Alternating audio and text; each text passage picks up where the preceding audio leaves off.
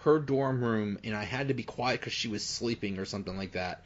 Oh, And so I had to watch that game in agony in silence. oh, in silence. That That's just terrible. killed me. Yeah, that was brutal. I mean, I was in college then too, but we had a party. Everyone was like, we were heavily favored. I think double digits. The game, the Super Bowl against the Packers, I was at a church, and that was weird. I can imagine. Yeah, you're like, get his. Oh wait, I'm sorry. Yeah, it was like the priest was screaming at the really? TV. That was, I mean, not swear, not that would be funny if he was like, invoking the Lord's name in vain or something like that. But no, he was screaming at so an angry priest. That was funny to see. That would be. Yeah, I mean obviously we can only really go by the games we experienced the pain of watching in person. I'm not old enough to really remember any 70s ones or early 80s ones. I'll throw in the 76 AFC Championship one because I just heard about it that was supposedly the greatest of the 70 Steelers. Oh teams, but Rocky Blyer and Franco were hurt. And for that championship game, so I'll throw that in there. Yeah, that's probably good. For the old timers club. Other than that, you know what? We should throw in the 2002 playoff game against the Titans. You could say it, Tennessee. How could I forget that one? Joe mother bleeping Nedney with his acting job of who was it? I forget who it was for the Shea Townsend maybe. Barely touched him. Oh yeah, I don't even know if he did. Barely laid a finger on him, and Joe Nedley acted like he just got assassinated. Oh my! And they fell for it, and that hurt so much. I remember Cower being so angry afterwards. Nedney, I think, got a SAG card membership because it was so seriously his Oscar performance. He could have won an Oscar and an Emmy for that performance. Yeah, right. Yeah, somehow I'd be the first to win both. That was brutal. My God, that was a crazy game too. Yeah. There's a couple others now. I'm thinking about the Jacksonville loss again with. I remember that at the last second with what was his name? What was Fred Taylor? Who was the quarterback for Jacksonville there? Mark Can't remember. No, well, I wasn't thinking that one. The other one where we lost it like at the end of the game, and that was in Pittsburgh, right? Yeah. What the hell is it? The one that ended up on the Steelers is a backup. Byron Leftwich. That's it, Leftwich. Oh yeah, where he scrambled he had the longest, slowest scramble ever, and no one got to him. And then there was some weird thing at the end of the game with a ridiculous holding they didn't call and I think Jacksonville got a field goal to win it at the end. That was another brutal one. There's a lot of teams here that repeat their names, like Broncos, Jacksonville, New England, Patriots. Yeah. Ugh, honestly, out of all of these, the Tebow one hurt the most. Is that your vote for the most painful? That's going to be my thought of the most painful because they were so that one and the San Diego one because they were so heavily favored. It's like like New England's good. Then these other teams, the Packers are good, the Cowboys are good. It's like, okay, you lost to a good team, but you lost to Tim Tebow. Tim Tebow. My God, that was just he's not even in football. No, it's like if they lost. I hope. What's his name? I hope the Steelers. I hope the Pirates make the playoffs next year, and somehow they're playing against. They're in the playoff game against whatever team Tim Tebow plays for, and Tim Tebow beats them again in extra innings or something like that, just to really drive the dagger in. That's funny. I might need a shot or a drink after doing this list. I know. I'm just angry. Loud noises. Yeah. All right. So we'll I'll put this up. How many do we have? I don't know. I mean, after you added a couple, I had like 10 or 11, and then you added a few. 13. Okay, we have 13, so I'm gonna have to get rid of one of these. I think I'm gonna have to I don't think the newest game that the game newest last week. I don't think that should be in there because it wasn't it's just even fresh a in my loss. mind. I think that's why. Yeah. So okay, so we have our dozen. So the other ones were a lot more important. Yeah. So I'll put that up there on the poll, and we'll see how that goes. All right, Mark. Thanks a lot, man. Oh yeah, thanks. Okay, now for our weekly segment where we look at the upcoming week in the NFL and make our picks. Talking to Coach Warzu. How you doing? I'm doing good. A second day in the week. I love it. Yeah, because I thought, okay, one day to review what just happened, but then it's kind of dumb to talk about the next week on a Sunday. So now we're ready to look at the next week in the NFL. That's why you're running the show, because you're the smarter one. Okay, so to review our picks from last week. Not good. Yeah, we both suck. we both went 8-8. So this is why I don't gamble.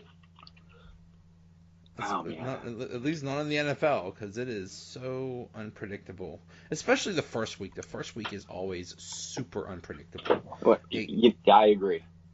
Yeah, it gets as the weeks go on and there's more data, it gets a little bit more easy to figure out what's going on. But that first week is a total, just so unpredictable.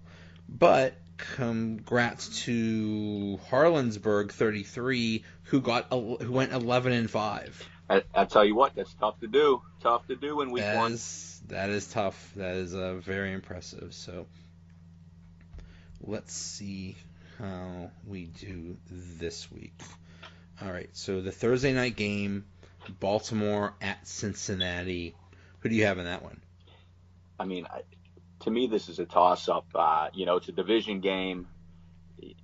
I'm basically going with the Bengals at home just because they're at home. Me too. I think the Ravens killing Buffalo is kind of like Penn State killing Pitt. I think it was just didn't really mean that Penn State is all that great, and didn't really mean that the Ravens are all that great. Just means maybe they played lousy teams. So we'll see. I'm kind of high on Cincinnati right now because I don't know. I think they got just enough on offense and just enough on defense to be all right. And I'm not totally sold on Baltimore. So yeah, I'm going with Cincinnati also. And I feel like you mentioned it, last week that you thought Buffalo was the worst team in football. I mean, they're bad. Oh man, I think Baltimore broke them after 1 week. I think they're just totally. I mean, they're already switching quarterback. I mean, 1 week they're in DEFCON 5 already. They're already switching quarterback. Right. They're like, okay, you know what? Let's just play all the rookies and try for next year. So. The Nathan Peterman experiment is officially over in Buffalo, I believe. Yeah, I never saw that. I saw him play at Pitt all the time, and I never thought, wow, that's going to be a great NFL quarterback. Like I don't know what people saw in him, but oh well. Carolina at Atlanta. I had Atlanta in this one. What do you think? This was a tough one for me. Just another one where I, took the home field advantage. I think Atlanta kind of, they right the ship. I don't think Carolina played a great Dallas team last year, so I'm going with the Falcons. Yeah, last week. I'm sorry. Yeah,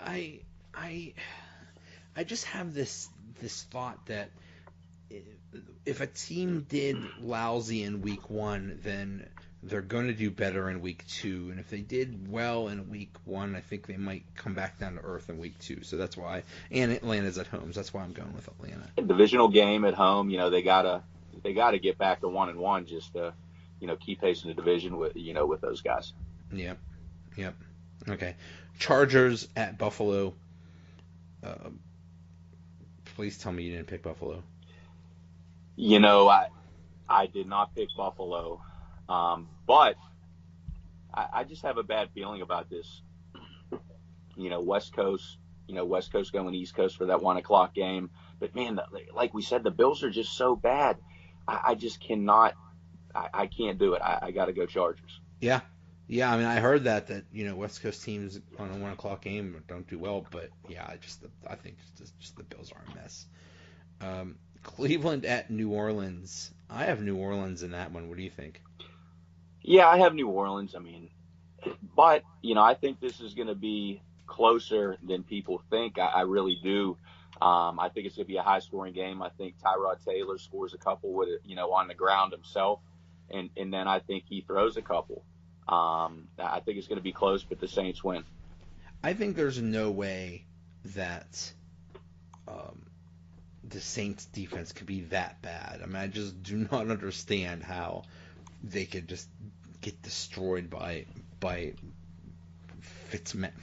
Yeah. It's magic, baby. I just don't. I have no idea how that happens. So I think they're going to come out hopping mad, and the undefeated streak for Cleveland is going to end. Oh, we'll talk about Fitzmagic a little later. I can't wait. Okay, Minnesota at Green Bay. This is really interesting. You have Aaron Rodgers. Will he even play? He's hurt. Minnesota is at Green Bay, so I'm still going with Minnesota in this one. What do you think? Aaron Rodgers playing. I have Green Bay at home because they were my Super Bowl pick to start the year.